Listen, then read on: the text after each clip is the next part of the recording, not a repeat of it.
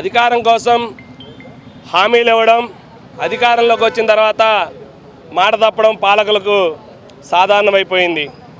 ఏదైతే అధికారంలో రానప్పుడు చంద్రబాబు నాయుడు గారు అదేవిధంగా మాట తప్పను మడం తిప్పను అని ప్రశ్నించడం కోసమే పార్టీ పెట్టానని జనసేన అధికారంలోకి వచ్చిన తర్వాత జనసేన కూడా ప్రశ్నించడం మానేసింది.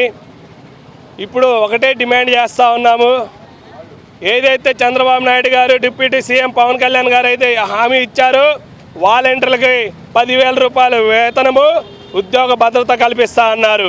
మేము అడుగుతా ఉన్నాము, ఇప్పటికీ 100 రోజులు పూర్తయింది మీ పాలన, మరి 100 రోజుల నుంచి ఈ హామీని మీరు ఎందుకు అమలు చేయలేకపోతా ఉన్నారని ప్రశ్నిస్తూ ఉన్నాము. డిప్యూటీ సీఎం గారిని కూడా ప్రశ్నిస్తూ ఉన్నాము.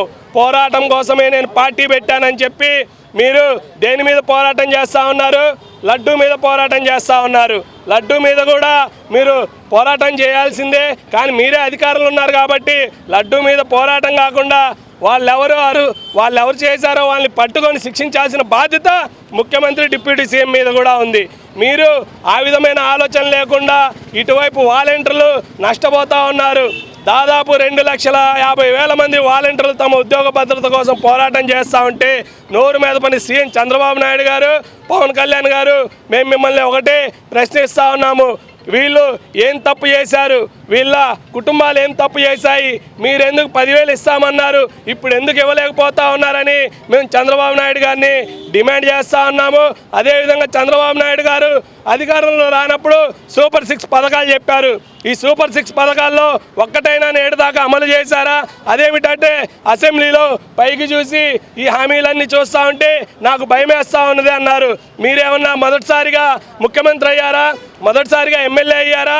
దాదాపు 4వ సారి మీరు ముఖ్యమంత్రిగా చేస్తూ ఉన్నారు. మీలాంటి వ్యక్తులు కూడా మేము పథకాలు ఇవ్వలేమని బహిరంగంగా ప్రజలకి చెప్పినట్టే. కాబట్టి మేము ఒకటే హెచ్చరిక జారీ చేస్తూ ఉన్నాము. ఖచ్చితంగా వాలంటీర్లకి 10,000 రూపాయల వేతనం ఇవ్వాల్సిందే, ఉద్యోగ భద్రత కల్పించాల్సిందే. అదేవిధంగా సూపర్ 6 పథకాలను కూడా అమలు చేయాల్సిందే. లేని పక్షంలో ఈ వాలంటీర్లందరినీ కూడగట్టుకొని లోకల్గా ఉన్న ఎమ్మెల్యే ఇంటిని ముట్టడిస్తాము, ఆ తర్వాత సీఎం ఇంటిని ముట్టడిస్తాము, ఆ తర్వాత డిప్యూటీ సీఎం ఇంటిని కూడా ముట్టడిస్తామని ఈ సందర్భంగా హెచ్చరిస్తా ఉన్నాము. షేక్ వలీ ఏవైఫ్ జిల్లా ప్రధాన కార్యదర్శి.